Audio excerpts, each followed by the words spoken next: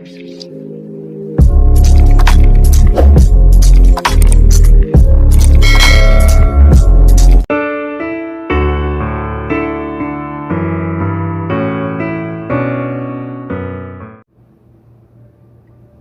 morning mga katita! It's Tita Mabs once again. Today, magluluto naman tayo ng isang Indian recipe. Ito ang Achappam. Meron din itong version ng Chinese, ang rose cookies.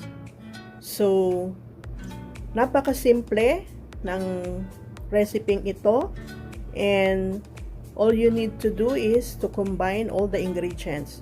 At ang ating mga ingredients ay ang mga sumusunod. Kailangan lang natin ng rice flour, ang ating coconut milk, sugar, egg, and water. Yun nga lang, kailangan natin nitong achappam. Ito yung hulmahan nila. Naghanap talaga ako nito mga katita. Kasi paborito ko yung achappam. So now, since nakakita na ako, tuturo ko sa inyo kung paano ang pagluluto ng achappam or rose cookies.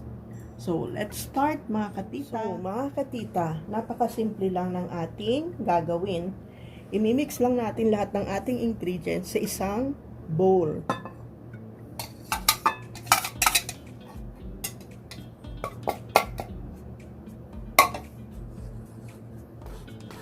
Add natin ang ating sugar.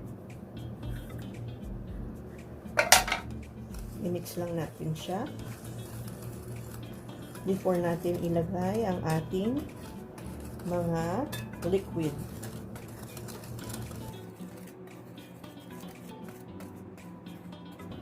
Now we can add our water. Kailangan natin ng mga 1 cup ng ating coconut milk.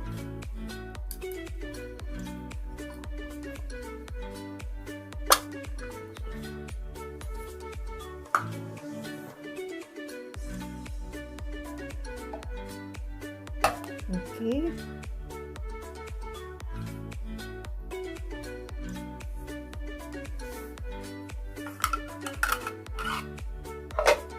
And ang ating egg.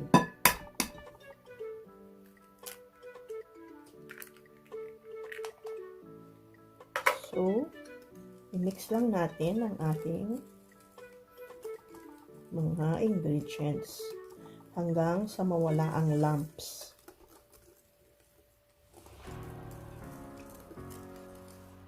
Pwede kayong maglagay ng black sesame. It's optional. Wala kasi akong black sesame na nakuha. So, we'll just try yung walang black sesame.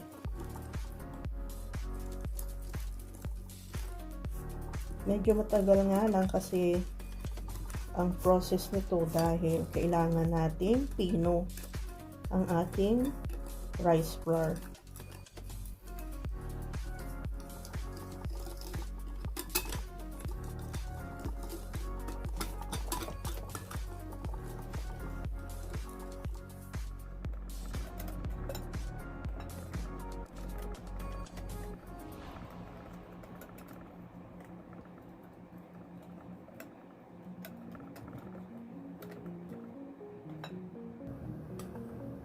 So, wala na siyang lumps, mga katita. Pwede na tayo mag-init ng ating oil. And we will start to cook.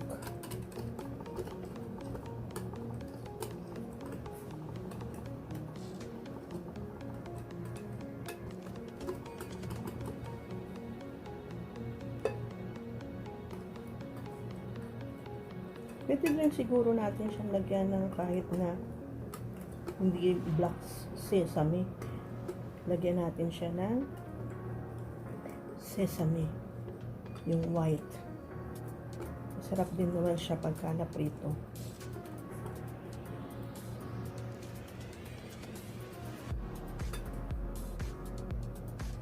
it's okay now, mga katita. Let's fry. So, lagyan natin siya ng sesame, white sesame.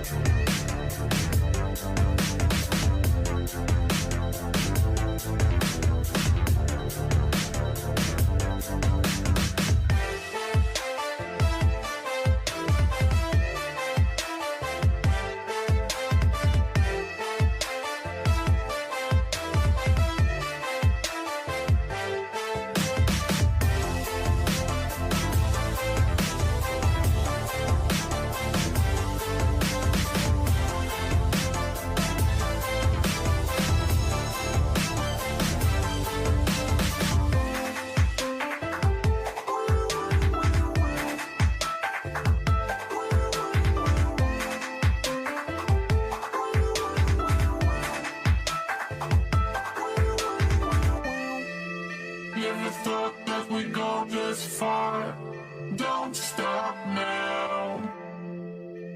Reaching for a distant star.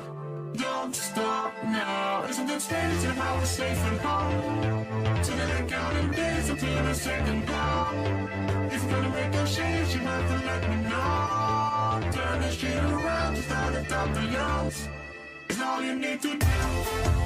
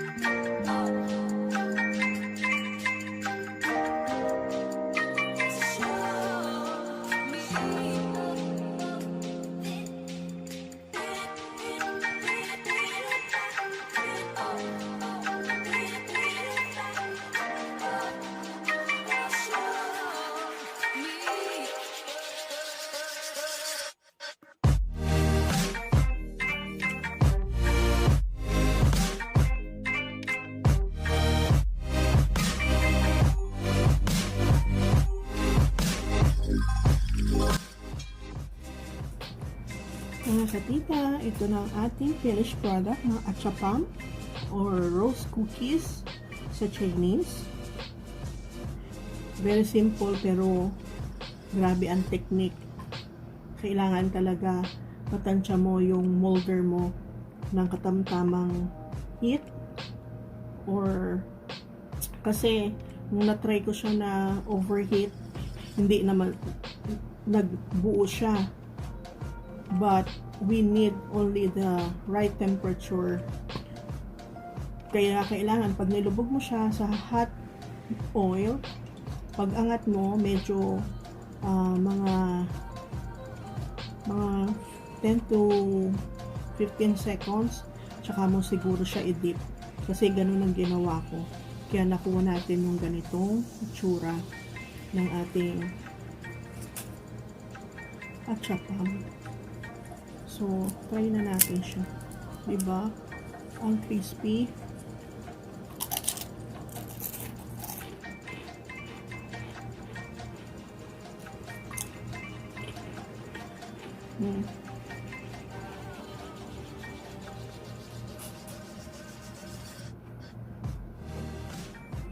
Masarap siya, mga katita. Masarap siyang pang snack or merienda. Masarap to sa tea, coffee, or milk, or hot chocolate. Masarap talaga siya. Promise. Medyo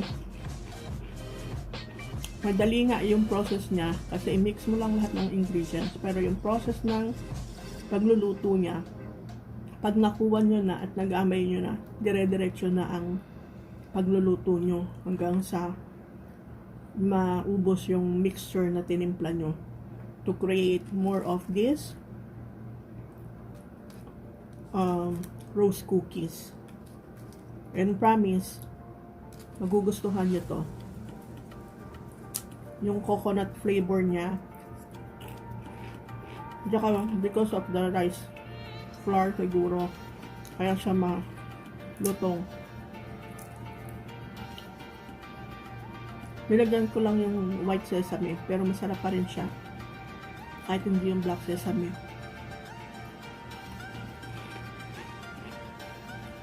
So I hope you will try this one also, mga katita. Please leave your comments, like and share to my channel. In my channel pala, sorry. And also click the notification bell para meron kayong mga update para sa susunod ko mga videos. And please subscribe to my channel, Tita Mabs, and share it with your friends para marami tayong ma-share ng ating mga recipes. So, I hope you will try this and enjoy eating, mga katita. Have a blessed day. See you again next time. God bless.